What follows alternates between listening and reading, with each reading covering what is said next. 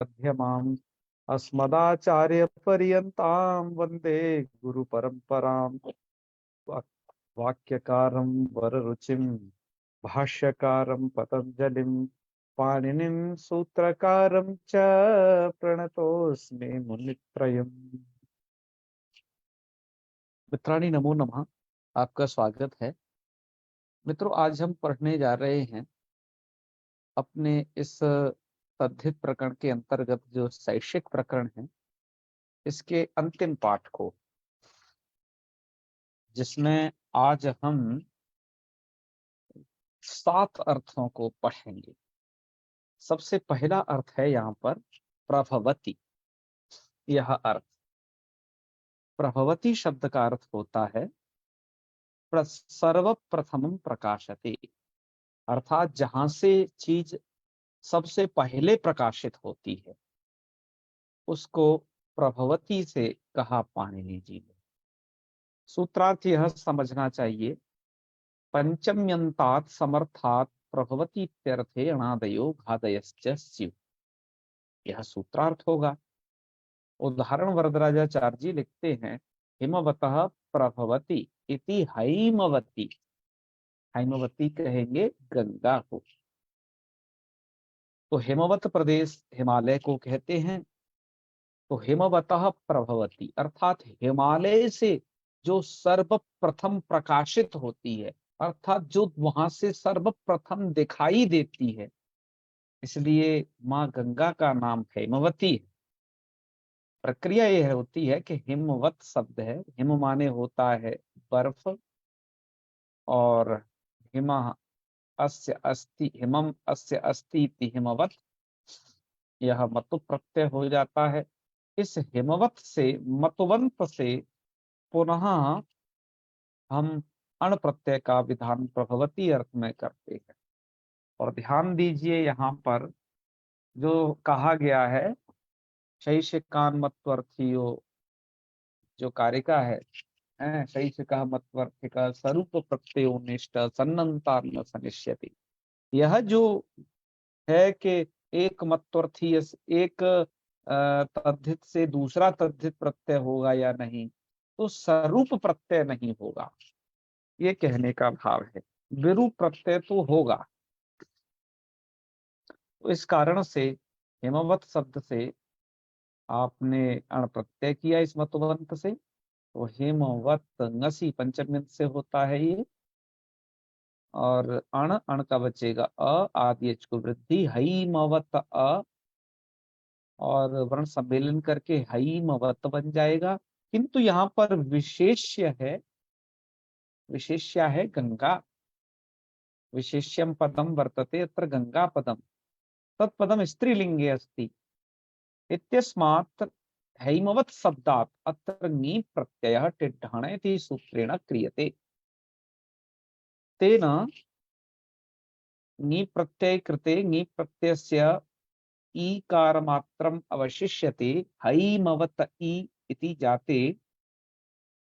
ततश्च यस्येति च इति सूत्रेण अत्र तकारोत्तरवर्ती अकारः यश्च अणप्रत्ययश्च अकारः वर्तते, तस्य अकारस्य लोपे कृते हैमवत ई, वर्ण सम्मेलने कृते हैमवती, पुनः स्वादित पत्तौ हल्न्याभ्योदीगाष्ट स्पृक्तम हल इति सूत्रेण तस्य लोपे कृते हैमवती इति रूपं सिद्ध्यति। हैमवती गंगायाः नाम अस्ति। यतो हि हिमवतः इत्युक्ते हिमालयात् सर्वप्रथमं प्रकाशते इति भावः। यह प्रथम सूत्र का व्याख्यान हुआ। द्वितीय सूत्र का व्याख्यान करते हैं। यह सूत्र गच्छति अर्थ में इसका करता है, अनादि प्रत्यय का विधान करता है। यहाँ एक ठक थोड़ा गलती से लिख गया है, इसे हटा दें। तो सूत्र है तद गच्छति पथि दूतयोः। सूत्रार्थ होगा द्वितीया समर्थात। आप इसे ऐसे समझ सकते हैं, द्वितीयांतात समर्थात, ऐसा भी अर्थ टीकाकारों ने ही लिखा है। किस अर्थ में? गच्छति इत्यर्थे अनादयो घादयश्च स्युः। अनादि घादी तो हो ही रहे हैं, किंतु यो गच्छति, जो जा रहा है, जो जाने वाला है, स पंथा, या तो वो पंथा हो, माने कि या तो वो मार्ग हो, या जाने वाला दूत हो, तभी ये प्रत्यय विधान होगा। उदाहरण के लिए देखिए, यहाँ पर दिया है सृघ्नम गच्छति, अर्थात सृघ्न को जाने वाला, अर्थात सृघ्न की ओर जाने वाला। सृघ्नम नाम का एक नगर है। इस विषय में हमने अपने एक इतिहास विषय के आचार्य हैं डॉक्टर अरविंद गौर जी, उनसे बात की, क्योंकि सृघ्नम को लेके बहुत हैं। कोई तो इसको लिखते हैं आगरा है, कोई कहते हैं पाटलिपुत्र के आसपास है, कुछ हस्तिनापुर के आसपास की लोकेशन को बताते हैं। तो वही है। आचार्य का कहना था कि जो यमुना नगर है वर्तमान में हरियाणा में, उसके समीप में यह एक नगर हुआ करता था, बहुत ही विकसित नगर था। आज भी वहां पर सृघ्न नाम का बस एक गांव रह गया है। ये उनका ये कहना था। यदि यह सही है तो हमें जो सृघ्न की सही लोकेशन है वो मेरठ से इधर, और यमुना नगर है ना उसके बिल्कुल समीप में पड़ेगा था। दिल्ली के समीप ये नगर था। इसमें कई सारे आते थे। अब तो वो छोटा सा गांव रह गया है, सब काल कवलित हो जाता है, आप जानते ही। तो वो है इस सब पढ़ाई प्रसिद्ध रहा है। यहाँ पर तो ये शैक्षिक प्रकरण में तो सृघ्न के पीछे पड़ गए हैं जो उदाहरण देने वाले हैं। ये सब सृघ्न को ही प्राय कहते हैं। सृघ्नम गच्छति, सृघ्न को जाने वाला। तो ये आप सृगुना तो बना ही लेंगे अण प्रत्यय करने के बाद। तो सृगुना हम कहेंगे पंथा, मार्ग, है ना। सृघ्न को जाने वाला पंथा माने कि मार्ग, या दूतोवा, या कोई दूत हो, हम दोनों को सृगुना कहेंगे। देखिए मित्रों, सृगुना कई अर्थों में यहाँ पर बना है। ध्यान ये रखना है, जैसा प्रकरण होगा तदनुसार अर्थ कर लिया जाएगा। तो आपका ये प्रथम स्लाइड में जो विषय था ये समाप्त हुआ। अब आइए आगे के विषय पर चर्चा करते हैं। इसके पश्चात अन्य अर्थों का विधान भी यहाँ पर किया जा रहा है, जिसमें अब अभिनिष्क्रामति द्वारम यह है। ये अण प्रत्यय का विधान है। मुझे लगता है कि इसमें ये भूमि प्रत्यय गलती से लिखा रह गया है, इसको हटा देंगे, क्योंकि सूत्रार्थ ये होगा अभिनिष्क्रामति द्वारम का कि द्वितीयांतात समर्थात अभिनिष्क्रामति इत्यर्थे अणादयो घादयश्च स्युः अभिनिष्क्रमण कर्तृद्वारम चे। अभिनिष्क्रमण कर्तृ द्वार हो तो, अर्थात अभिनिष्क्रमण करने वाला यदि द्वार कर्ता के रूप में है तो ये नियम लगेगा। उदाहरण से इस बात को समझते हैं थोड़ा। द्वितीयांतात समर्थात, तो आपने विग्रह कर लिया सृघ्नम अभिनिष्क्रामति। अभिनिष्क्रामति का अर्थ होता है उस ओर निकलता है, अर्थात जिस तरफ सृघ्न नाम का ये नगर था, अब तो नहीं है, खैर इस नाम से प्रसिद्ध नहीं है, और वो तो एक गांव रूप रह गया। तो सृघ्नम अभिनिष्क्रामति अर्थात सृघ्न की तरफ निकलने वाला क्या द्वार। तो सृघ्न की तरफ निकलने वाला यदि द्वार है तो क्या बन जाएगा, ये स्रौघ्नम बन जाएगा। है, मैंने यहाँ स्रौघ्ना प्रयोग कर दिया है, मुझे द्वारम नपुंसक लिंग है तो स्रौघ्नम कर देना चाहिए।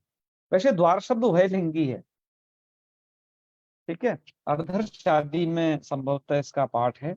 आज इसको देखिएगा, ये दोनों लिंगों में प्रयोग होता है। नपुंसक लिंगे न बाहुल्य। तो स्रौघ्नम, स्रौघ्नम किसको कहेंगे कि सृघ्नम अभिनिष्क्रामति, अर्थात सृघ्न की ओर निकलने वाला द्वार। ऐसा द्वार कहाँ है, कान्यकुब्ज द्वारम, अर्थात एक ये पुराना प्रयोग है कि कन्नौज में ऐसा द्वार था जो सृघ्न की ओर निकलता था, अतः उस द्वार को कहा जाएगा सृघ्नम। अब ये कैसे प्रत्यय विधान हो रहे हैं मित्रों, आप ध्यान रखिए। यदि आप दिल्ली में रहते हैं तो ये तो बहुत है वहां पर। कैसे कि कश्मीर की ओर निकलने वाला जो द्वार है, आज उसको क्या बोलते हैं? कश्मीरी गेट बोलते हैं, है ना? क्यों? क्योंकि वो कश्मीर की ओर जाने वाला है। जो लाहौर की तरफ जाने वाला मार्ग होता था उसे जो है लाहौर मार्ग, लाहौर गेट बोलते थे उसको। ठीक है। अजमेर की तरफ जाने वाले मार्ग को हम क्या बोलते हैं? अजमेर गेट है, अजमेरी गेट, ऐसे भी उसके वहां नाम है ये सब। तो ये बड़ी पुरानी परंपरा रही है कि जो रास्ता जिस ओर जाता था, जिस नगर की ओर, जैसे स्त्रुघ्न की ओर यदि कन्नौज में से रास्ता जाएगा, कन्नौज में एक ऐसा फिर द्वार बना दिया जाता था कि हाँ ये द्वार मतलब ये मार्ग वहां तक जाएगा। तो स्त्रौघ्न किसको बोला जाएगा? कि कन्नौज में जो लगा हुआ द्वार है, कान्यकुब्ज कहा जाता है कन्नौज को, उसको हम बोलेंगे स्त्रौघ्न। ठीक है, स्पष्ट हो ही गया होगा। आगे बढ़ते हैं। अब अग्रिम सूत्र दिया, अधिकृत्य कृते ग्रंथे। देखो अभी अर्थ अलग है। अब यहाँ पर अधिकृत्य कृते ग्रंथे, कृतो ग्रंथ, इस अर्थ में प्रत्यय विधान किया जा रहा है। सूत्रार्थ आपको ये समझना है यहाँ कि द्वितीयांतात समर्थात अधिकृत्य कृतो ग्रंथ इत्यर्थे अणादयो घादयश्च स्युः। ठीक है, द्वितीयांत समर्थ से अधिकृत्य कृतो ग्रंथ अर्थात अधिकार कर बनाया हुआ ग्रंथ, इस अर्थ में घादी और अनादि प्रत्यय होंगे। तो यहाँ पर रूप तो बना रहे हैं ये शारीरकम अधिकृत्य कृतो ग्रंथ, शारीरक यह बना रहे हैं। तो सबसे पहले तो हमें अब ये भी समझना है कि शारीरकम कैसे बनेगा। तो इसको हमने इधर लिखा है कि शरीरस्य अयम शारीरः। पहले शरीरस्य अयम, इस अर्थ में तस्सेदम सूत्र एक आगे जस्ट आ जाने वाला है, उससे हम कर देंगे यहाँ पर अण प्रत्यय। तो शरीरस्य अयम शारीरः बना लेना। इसके बाद शारीरः हो जाएगा, शारीरः कहेंगे हम जीवात्मा को। ठीक है, और फिर यहाँ पर शारीरमेव शारीरकम, यहाँ स्वार्थ में कन प्रत्यय कर लिया जाता है। कन प्रत्यय का विधान हम जब स्वार्थिक प्रकरण को तद्धित में बताएंगे तो वहां पर भी बताएंगे, लेकिन अभी श्रद्धा भक्ति से आप ये मान लीजिए कि शारीर शब्द से कन प्रत्यय कर दिया जाएगा, तब रूप की निष्पत्ति होगी शारीरकम। तो शारीरकम का अर्थ क्या हो गया? जीवात्मा। ठीक है, तो अब विग्रह क्या की जा रही है मूलकार के द्वारा? शारीरकम अधिकृत्य कृतो ग्रंथ, अर्थात जीवात्मा को लेकर किया गया ग्रंथ। ठीक है, वो क्या कहलाएगा? वो कहलाएगा शारीरकीय। करना क्या है? अब मूल शब्द है आपका शारीरकम। तो शारीरक अम, द्वितीयांत समर्थ से प्रत्यय विधान है ना, तो शारीरक अम। और शारीर शब्द तो अब वृद्ध संज्ञक हो गया, क्योंकि वृद्ध यस्य चामादिस तद वृद्धम, जिस का आदिच वृद्धि संज्ञक है, वृद्धि संज्ञक है, और तो वह उसकी हो जाती है वृद्ध संज्ञा। इस कारण से यहाँ पर वृद्धा छ द्वारा छ प्रत्यय कर दिया जाएगा। ठीक है, इसलिए कहा था अनादयो घादयश्च स्युः, अनादि प्रत्यय होंगे या घादी, मतलब यथावीत जो होगा तो छ हो जाएगा। छ को ये कर लेना और क में इस आकार का लोप कर लेना, इससे तीचा से वह संज्ञा प्रयुक्त कार्य है वह। तो शारीरक ईय, और वर्ण सम्मेलन करने पर शारीरकीय। तो शारीरकीय यदि ग्रंथ है तो शारीरकीय बन जाएगा, भाष्यम है तो शारीरकीयम बन जाएगा। ठीक है, क्या बन जाएगा? शारीरकीयम। यहाँ पर चैन्य संस्करण में एक अतिरिक्त पाठ और मिलता है, शारीरकम भाष्यम, ऐसा पाठ मिलता है। वो इतना पाठ है वैसे तो पूरा शारीरकम भाष्यम इति तु अभेदोपचारात्। वस्तुतः ये सिद्धांत कौमुदी का पाठ है, उस दाक्षिणात्य संस्करण की जो कौमुदी है, जिसको हम चैन्य संस्करण बोलते हैं, उसमें कौमुदी से कुछ अधिक पाठ ही गृहीत कर लिए हैं हमें लगता है। तो ये कहना क्या चाहते हैं यहाँ पर कि सारी, देखिए शारीरकी है तो बन जाएगा, शारीरकम अधिकृत्य कृतो ग्रंथ है। कहीं कहीं पर भाष्य के लिए शारीरकम प्रयोग कर दिया जाता है, तो शारीरकम तो नाम होगा जीवात्मा का, क्योंकि शारीरकम इत्युक्ते जीवात्मानम अधिकृत्य कृतो ग्रंथ। तो ये कैसे होगा? तो कह रहे हैं ये तो अभेदोपचारात है ना, ये अभेद उपचार किया कर दिया जाता है, अर्थात जीवात्मा और भाष्य में कोई अंतर नहीं है। तो अभेदोपचार होने से दोनों चीज एक ही हैं, ऐसा मान करके प्रयोग कर दिया जाता है। जैसे हम गेहूं पिसवाने के लिए जाते हैं और कभी कह देते हैं कि नहीं आटा पिसवाने जा रहे हैं, ऐसा अभेदोपचार है ये। वस्तुतः शारीरकम नाम तो जीवात्मा का है, शारीरक जीवात्मा को कहेंगे। उसको किया हुआ ग्रंथ जो है, उनका किया गया जो भाष्य है वो शारीरक ही है कहना चाहिए। यदि शारीरकम उसे कहा जा रहा है तो ये अभेदोपचार है। ठीक है, तो यह इस अच्छे संस्करण में अधिक पाठ था, हमने इसे अतिरिक्त दर्शा दिया है। और हमने कहा जहां भी जो पाठ भेद जो कुछ भी कुछ मिलेगा उसे आपको कहेंगे जरूर। मित्रों, इसके बाद अग्रिम अर्थ है सोस्य निवास। सूत्रार्थ ये होता है प्रथमांतात् समर्थात् अस्य निवासः इत्यर्थे घादयो अणादयश्च स्युः।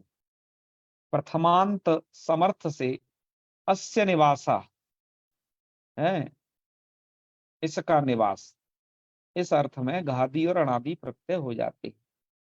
सुरघना के पीछे भैया पड़े हुए हैं तो फिर वही दिया, सुरघनो निवासो अस्य, सुरघ्न है निवास इसका, तो सुरघ्न सु अण और श्रौघ्न अ, और ये ऐसे टीचर लगा दीजिएगा, श्रौघ्न बना दीजिएगा। तो श्रृघ्न है यदि निवास किसी का तो उसे भी हम श्रौघ्न ही बोलेंगे। तो सोस्य निवास से प्रत्यय यहाँ पर विधान है। मित्रों, यह यहाँ पर वरदाचार्य जी ने एक एक अर्थ के लिए एक एक सूत्र को उद्धृत कर दिया है, बहुत उदाहरण नहीं दिए हैं। इनसे जो उदाहरण सिद्ध होते हैं वो बहुत होते हैं, इसमें से कुछ तो भैमी व्याख्याकार ने लिखे हैं। हम अभी अंतिम स्लाइड का और विषय पढ़ लें, इसके बाद आज ये हमने जो ये 7 अर्थ पढ़े हैं उन सब का हम ये जानेंगे, और इनसे कौन कौन से उदाहरण बन सकते हैं इन सूत्रों के द्वारा, उनकी भी सबकी चर्चा कर लें। अब आइए, अंतिम स्लाइड आपके सम्मुख प्रस्तुत है इस शैक्षिक प्रकरण की। यहाँ पर सबसे पहला अर्थ है तेन प्रोक्तम। ठीक है जी, तेन प्रोक्तम। अब तेन प्रोक्तम अर्थ में बताया जा रहा है, सूत्रार्थ ये किया जा रहा है कि तृतीयांतात समर्थात प्रोक्तम इत्यर्थे। मित्रों, यहाँ पर प्रोक्तम का अर्थ आपको समझना चाहिए।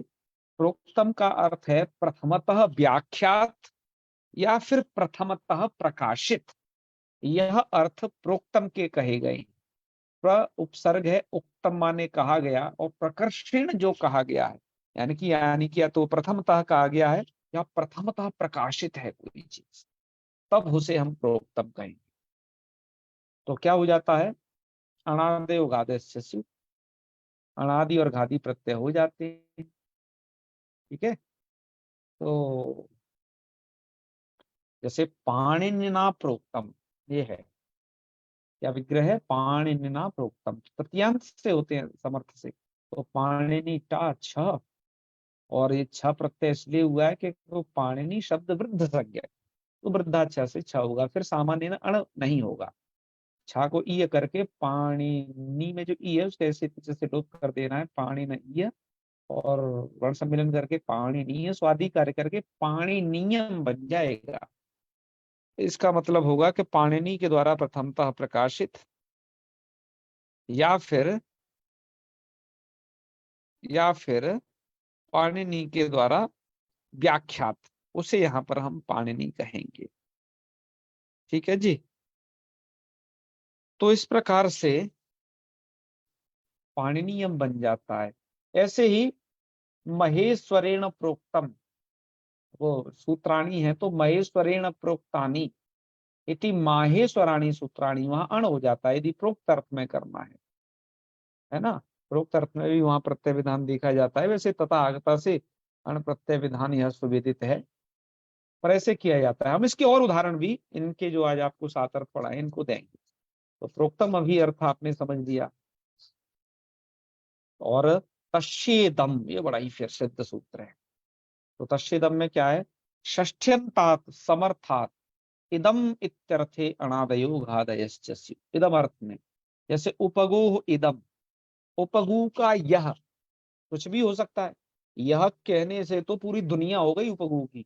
उपगु अपना, उपगु नाम का भैया एक व्यक्ति है ये, ठीक है। हाँ, यह कोई दिव्यात्मा है, इसको बहुत स्मरण किए हैं ये ग्रंथकार।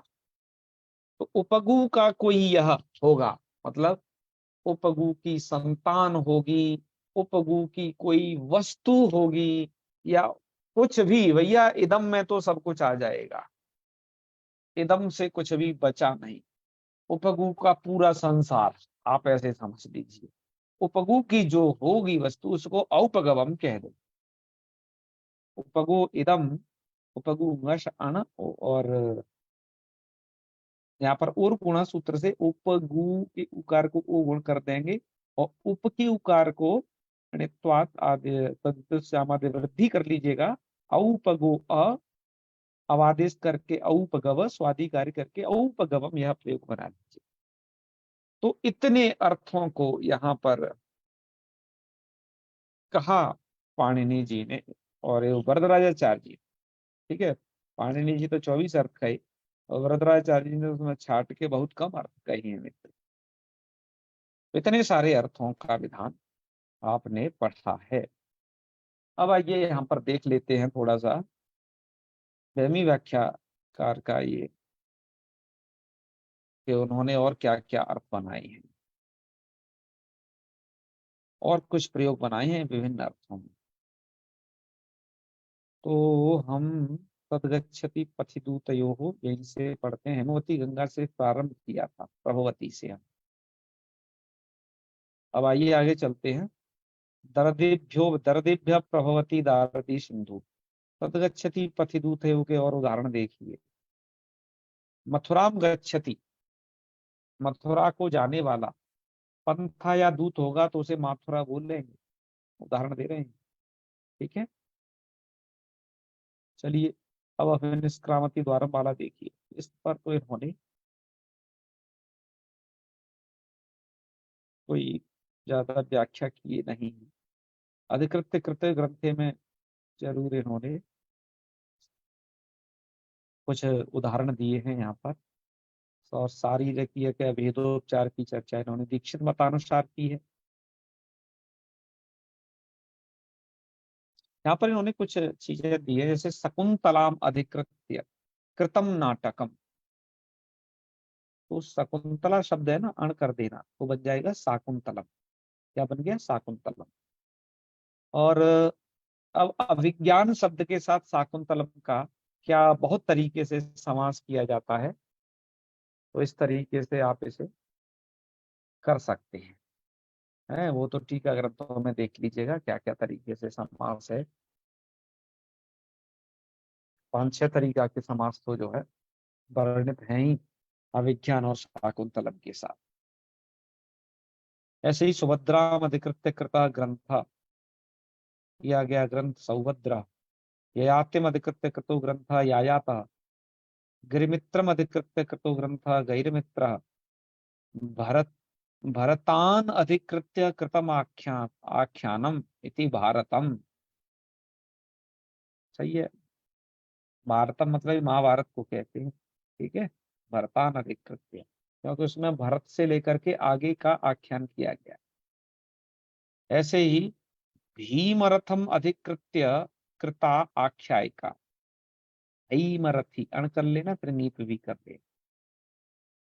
इन्होंने एक बात और विशेष दी है जो ये जान भी लेनी चाहिए, कि आख्याय का वाच्य हो तो कहीं कहीं तद्धित प्रत्यय का लोप हो जाता है। जैसे बहुत ही प्रसिद्ध है ये तद्धित प्रत्यय का लुक वाले ये उदाहरण कि वासवदत्ताम अधिकृत्य कृता आख्यायिका। तो यहाँ ये वासव दत्ती वगैरह ऐसा क्यों नहीं बना, क्या बनेगा वासव दत्ता, क्योंकि यहाँ पर हो गया तद्धित प्रत्यय का लोप।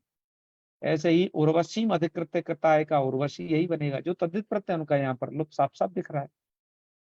ठीक है, ऐसे ही कादम्बरी अधिकृत्य कृता आख्याय का इति कादम्बरी, तद्धित प्रत्यय का लोप है इन सब जगह पर, कादम्बरी वासव दत्ता उर्वशी इन सब जगह। ठीक है, तो ये आपको अवश्य जानने थे इस विषय में। शोष्य निवासा में क्या दिया इन्होंने कि मथुरा निवासो अस्येति, माथुरा, माथुरा कहेंगे मथुरा का जो निवासी, मथुरा निवास। नदी निवासो अस्य, तो ये बन जाएगा नादेय है, क्योंकि नदी शब्द से यहाँ पर प्रत्यांतर विधान।